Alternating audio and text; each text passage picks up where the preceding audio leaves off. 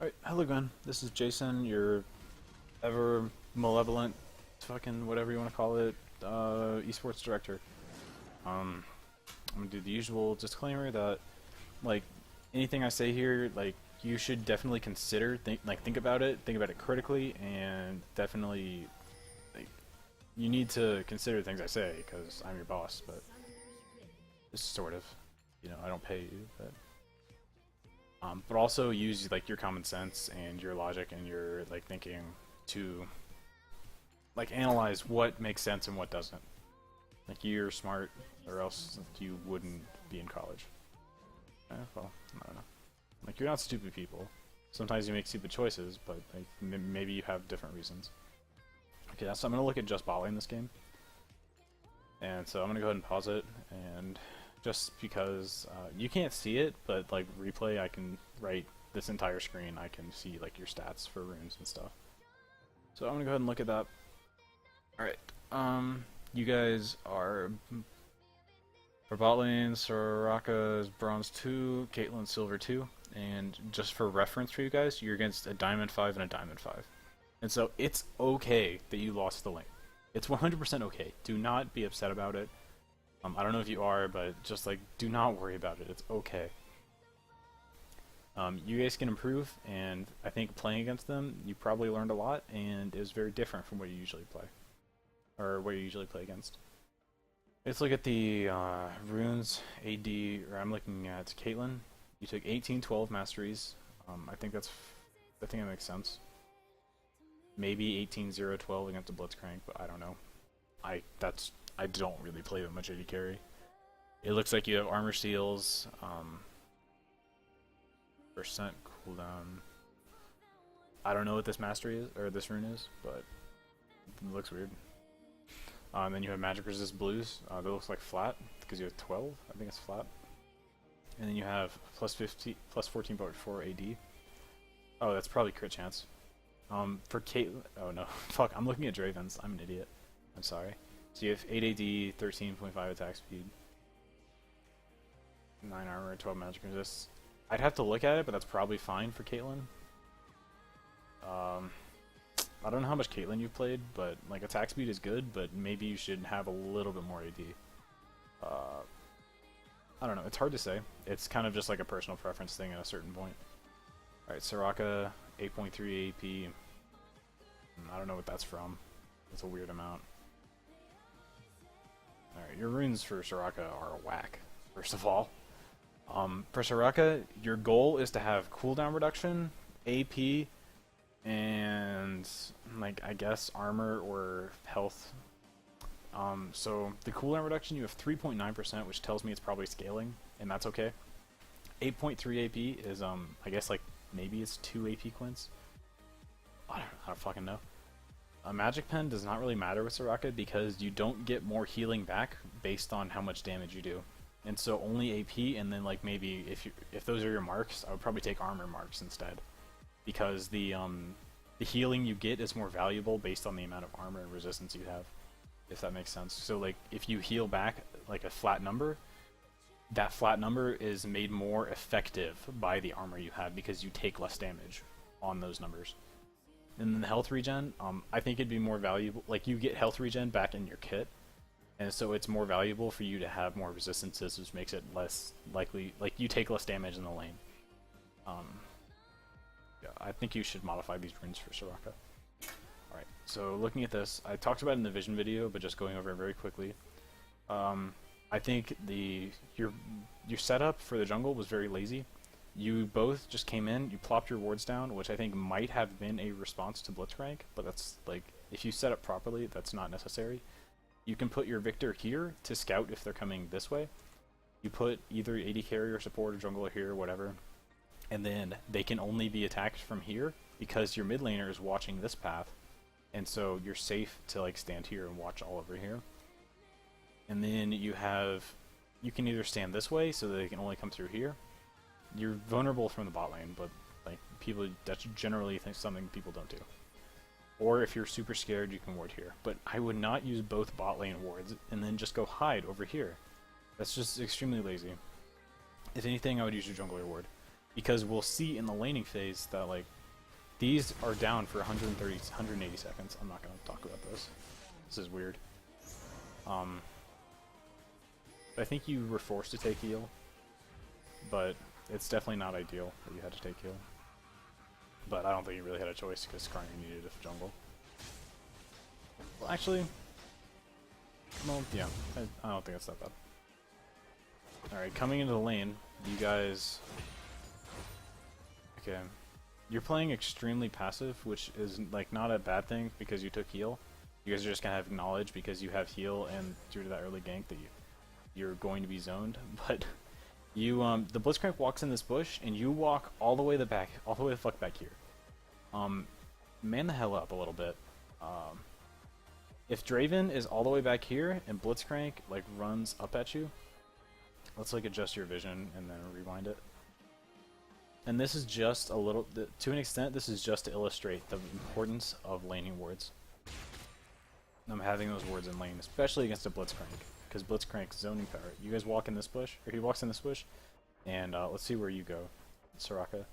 You run the fuck away and you leave your Caitlyn to die. If Caitlyn was hooked over here and you're here, Caitlyn is going to take a ton of damage that you're not fighting for. Like, unless Caitlyn has an escape mechanism that you don't, if it's like an Ezreal and you need to run away so you don't get hooked, but Ezreal is safe still, then it's a little different, but you need to be in a place where you can defend the Caitlyn. And of course this is level 1 and you have a heal, so like you're not going to trade much back, but still it's like it's important to think about. And Blitzcrank is kind of playing this like a pansy. He could be standing in this bush if and just like zoning you guys or make you waste your ward. I think he's playing a little bit too scared. Alright, he walks in this bush. This is what he should be doing. He should... Alright, this is a lesson to both to you guys and him. I don't know if he'll see this.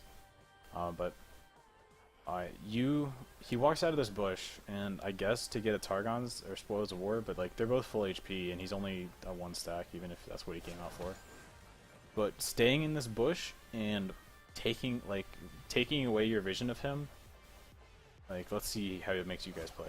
It makes his zoning go to like essentially to here, which alright, yeah. Yeah. If you had been able to ward this bush and you could see where he was, you can see that for a lot of the start of that, he was right here, and then eventually he walked up here and they fought you. But just like that knowledge is very important, and so that's why these wards are very valuable. And I'm not trying to hate on you guys, I'm really not. But I see so many players, like Solo Q and like everybody, just like, I play Alistar, I play a lot of support. So I walk, like what I'll do is I'll walk, saying on blue side, I'll walk over here, I'll walk into this bush for like a split second, they drop wards in this bush, and I'm just like, sweet, you guys don't have wards to ward my side. And so if they push, or if like, I can just sit in this bush as long as I want. And they just don't know where I am. And it's very valuable because they also can't ward against a jungler. And so I just think that a lot of people that don't value wards highly enough anymore. Now that they're trinket wards and you can't buy them, and your like support can't be holding 3 at the start of the game. The warding is very valuable. Because they still have their wards, they can ward here. And then his ward will be back up in time to reward it. And then Draven still has a ward for lane, and it's just... When you use your first set of wards is something to think about. And I'm probably going to harp on that a bunch, but... Alright, I don't know what the hell he's doing there.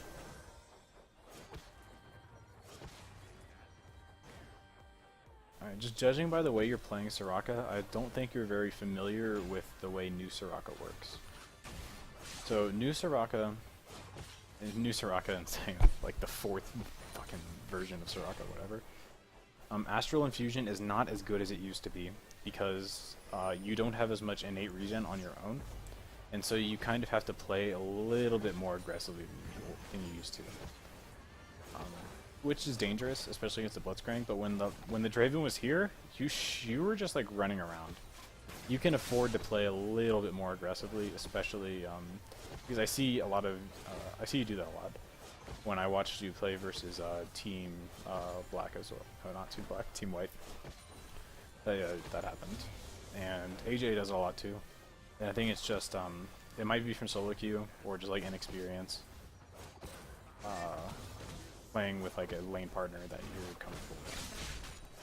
You should always be in position to trade back when somebody gets hit. And of course, like if Blitzcrank's running over here, you only want one of you to be hit. But like if Caitlyn gets hit, you want to be there to do damage back or to save her. I don't know if I'm articulating that correctly, but just you want to be able to trade back when somebody gets hit.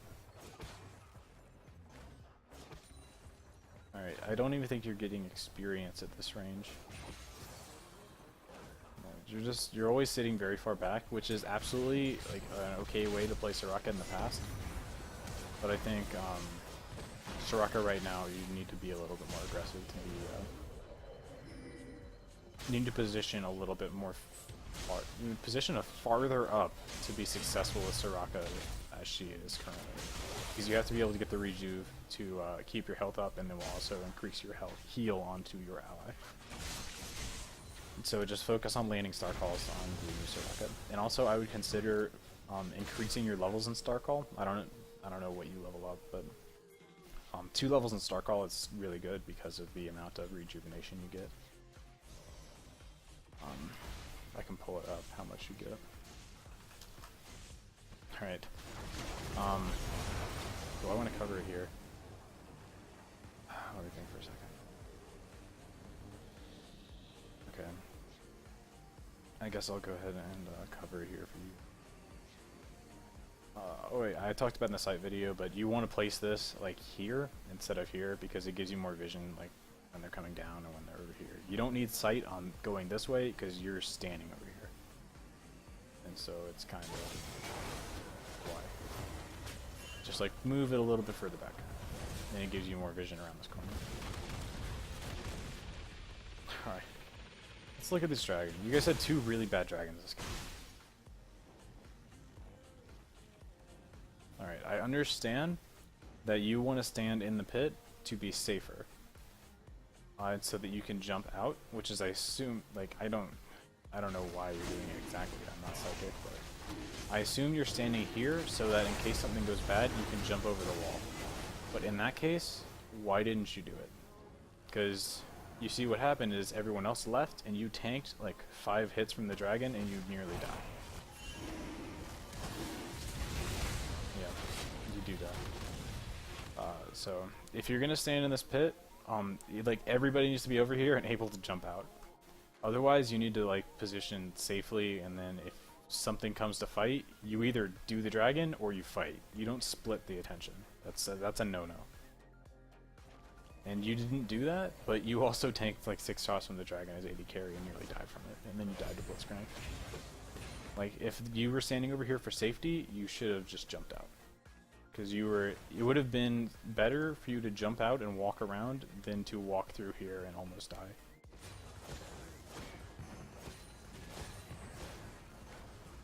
And that's just something that kind of comes with experience for how to fight those fights.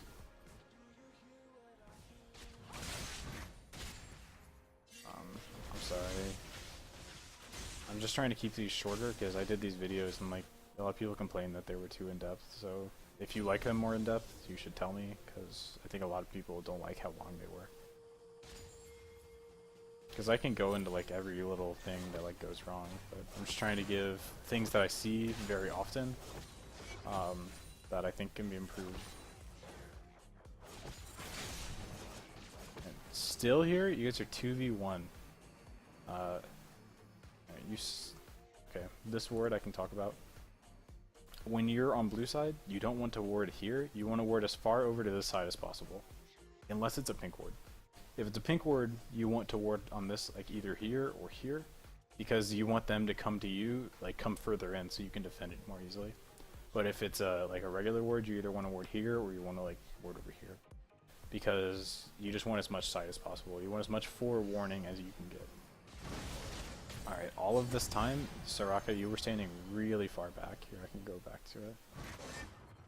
You're still, like, if he is hitting you, then Caitlyn is hitting him. And you can get your regen back with Star Call. Which is another reason why getting more than one level in Star Call early on is very effective. And it's something that a lot of pros used to do when Soraka was more played. Or played more. And then, like, did he use E? If you had been up here to silence him, like, he wouldn't have been able to use his E. Maybe you guys could have killed that. Even with him coming in, because Caitlyn is level 6. So, again, just like, position a little more aggressively. And I'm probably not going to go much longer on bot lane, because the laning phase is essentially over. And I think you guys played this decently, especially since they, like for a Blitzcrank Soraka lane, and you guys didn't die, that's fantastic. Or Blitzcrank Draven lane. They should have killed you, they really should have. I think they misplayed it a little bit in that, not that they played poorly, but I think they could have abused your champion picks more. Because Blitzcrank thrives off of you not seeing him or positioning very far ahead. So he should either be in this bush and then that will scare you, or he should be in this bush, which will scare you because he's close. And then Draven can position on this side to zone, because if Blitzcrank is here, his hook is approximately this far. And then if Draven's over here, if you go on Draven, Blitzcrank comes and knocks you up. If you go on Blitzcrank, Draven comes in and knocks you away. And so it's a very potent zoning overlap. Alright, these traps, let's talk about these. I can't pause. Alright, guess we're not pausing anymore. What I talked about with the Draven, alright, they're gonna be pushing you here. And I think the lane was definitely being pushed the whole time. And so putting these traps down is kind of a waste. Because if you're going to try to hold the lane there, then you want to zone, like you want to trap here and you want to trap over here. Because going up through the middle, Blitzcrank is blocked by blocked by creeps. And so his only valid path to zone you is to go down here, and the only valid path for Draven to respond is up here. And so that's probably the two places you should avoid. The middle of the lane is generally blocked by creeps, so Blitzcrank is not very effective on those sides. He wants to be either on the top side or the bottom side, so that he has hook clearance. So the creeps, like, they create like a pocket behind them.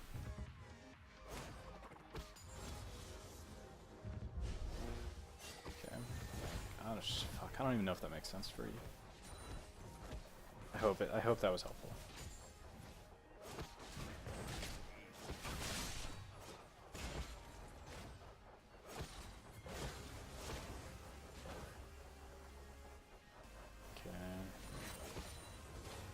And also, I've decided to not talk about farm.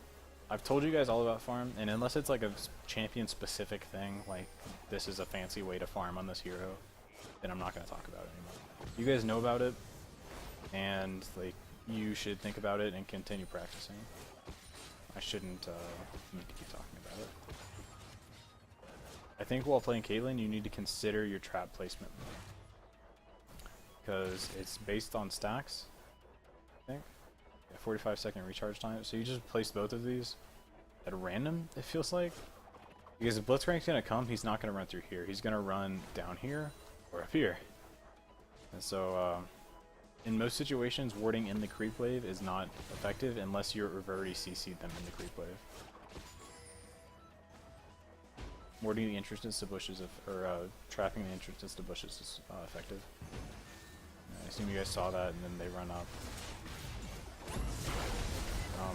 Yeah, you just missed the angle on the trap. Yeah, you had heal and flash up. I don't think you respected their damage.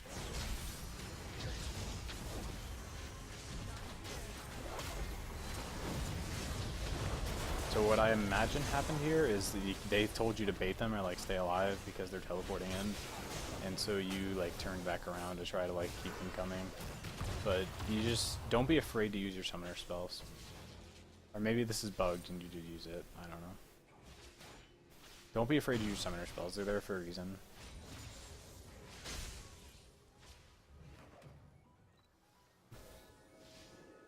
Astral Infusion is just, it's not as good anymore without more Star Call, because if you had more levels in Star Call, then like you'd be rejuvenating throughout the entire fight, and then you also have your 80 here rejuvenating throughout the fight. Again, with the, I talked about this in the vision, but you guys are doing Dragon with no vision, and you're positioning poorly for it again. Because Soraka is tanking this one. Like, as soon as Skarner is no longer able to tank it, you need to leave. Because Soraka flashed over, and then you just die in the pit because you have no way out. And then Adam's just like, they're just watching you die because they know better. They're diamond players. Like, I guess you're just waiting here for Jarvan to get here, but in the end, you just die in the pit the whole time. So I imagine there was a lot of confusion on how to fight this fight, but in the end, the only correct answer was you guys should not have fought without vision. Because that's exactly what lost you that fight. But thankfully, you guys are not fighting, you guys don't fight into darkness as much as some other teams do. Team White. There you go. You don't respect her damage, because you see her coming down all the way through here, and then she jumps over and starts doing these. And you try to like fuck with her. And it's good that you put this ward down, because you would not want to try to fight over the wall without vision. But you like run over here like you're going to try to fight her. But Kindred is one of the best duelists in the game, and you didn't even get her low, and then she still has her ultimate, and she's 2 levels up on you.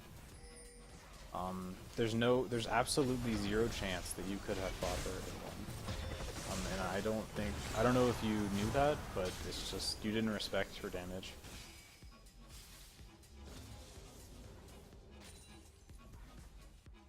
Okay. I think your build is fine. Soraka. I don't know what this cloth armor is going to. I'm trying to think what you would be buying that for. Like a ZZ Rod? I don't know, I guess we'll see.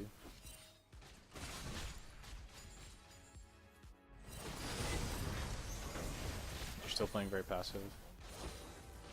Alright, I'm just gonna speed it up because I'm just gonna be harping a lot of the same things I was looking for. Yeah, and a lot of this is just going to be a result of the laning phase.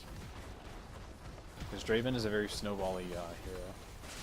And so if he gets some early kills, he can definitely kill you.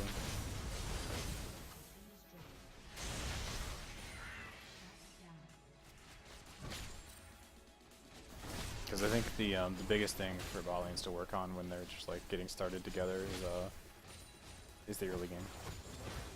Because the early game can snowball the enemy against you. And see, let's look at gold. He is like 4,000 gold ahead of you. And that's why you guys can't fight him. Yeah, alright, game's over at this point. So, what I want you guys to work on for bot lane. Alright. I said I wasn't going to talk about it, but essentially practice farming. There should be like a link for a thing to like... I guess I'll put it in there again. It's like a link for like a guide for how to get better at CSing, how to practice. You should look at that. And that's Chain Vest. I still don't know where you're going with that. I assume it's a Raptor's Cloak. Soraka, I would fix the runes. I think you just need to, like, you might not have them in the rune pages, but for a Soraka build, I would go more levels in Star Call than you did early on in the game. You don't have to max it, but you can like go a couple and then like switch back to Astral Infusion. What else? Oh yeah, value your wards more often, or value your early wards more before you have Sightstone especially. Caitlyn, you should communicate with your support to know for like when to ward in the lane and like when you should be warding and where as well. I think that's pretty much all of the things. Oh yeah, Soraka, you should try to position a little more aggressively. And at the early stage, you don't want to give your up. Would you guys at level 1? It's a little difficult because you're against a Blitzcrank, so I didn't mention it. But you want to put you want to keep the lane from pushing into you too easily if you can avoid it. And so you want to if they're auto attacking the wave, you also want to be auto attacking the wave. and just to preserve lane equilibrium.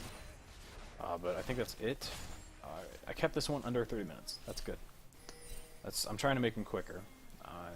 So give me some feedback, either on Slack or in the comments, wherever you want to write them, on how this one was. I try to keep it a little bit less specific and more just like look at things that that I see a lot and I think you can improve on relatively quickly. Alright, I think that's it for this one. This was App State Team Yellow versus UNC Team 2. And you guys, I think, did respectably okay. Like, I hope you learned a lot about this game, because you were playing against people that were all Diamond and Platinum. And I think, for bot lane, honestly, I think you did fantastic. I think their lane had the potential to stop you, but that didn't happen. Alright, I'm going to end the recording on this one, start the next ones. This is going to be the 6th time I've watched this game. Alright, GG, good luck guys.